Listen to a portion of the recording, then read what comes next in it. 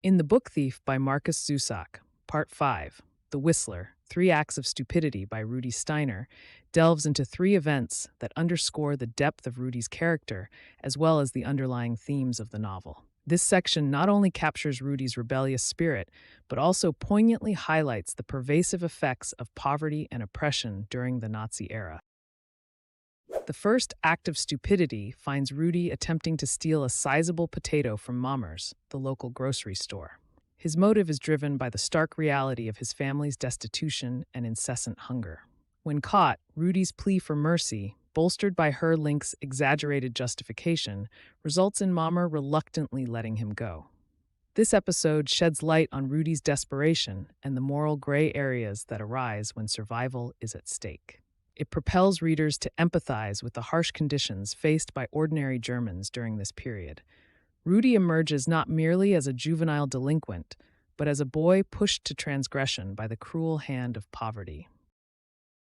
The second act sees Rudy defiantly refusing to correctly state Hitler's birth date during Hitler Youth meetings, resulting in consistent punishment from the sadistic Franz Deutscher.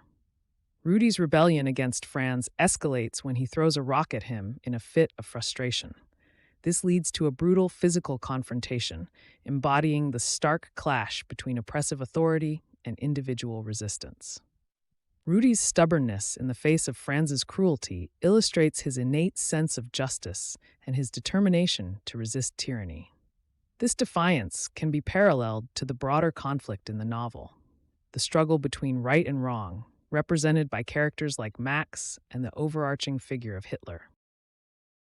The third act of perceived stupidity details Rudy's decision to stop attending Hitler Youth meetings altogether, much to the dismay of his parents, who fear reprisal from the authorities.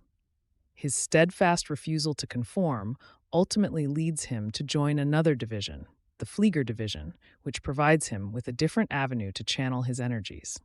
Interestingly, in this new environment, Rudy complies and recites the correct date of Hitler's birth, signaling a pragmatic shift in his approach. This act underscores the complex interplay between resistance and survival. Rudy's ability to adapt shows his intelligence and strategic thinking, reflecting the necessity of compromise in a world rife with danger and repression. These episodes collectively emphasize Rudy's multidimensional character. He is both defiant and pragmatic, courageous yet vulnerable. They reveal his underlying resilience and his struggle to maintain his identity in an oppressive environment. Moreover, these acts of stupidity reflect broader societal themes such as the desperation wrought by poverty, the moral ambiguities of survival, and the human spirit's drive to resist and adapt in the face of tyranny. Zusak's portrayal of Rudy's acts presents them not as mere rebellions, but as significant points of character development and thematic exploration. Each act is imbued with a blend of humor and pathos, making Rudy's character relatable and his struggles palpable. This segment of the novel invites readers, particularly high school students, to reflect on the nature of courage, the impact of societal conditions on individual choices, and the enduring power of defiance in the face of oppression.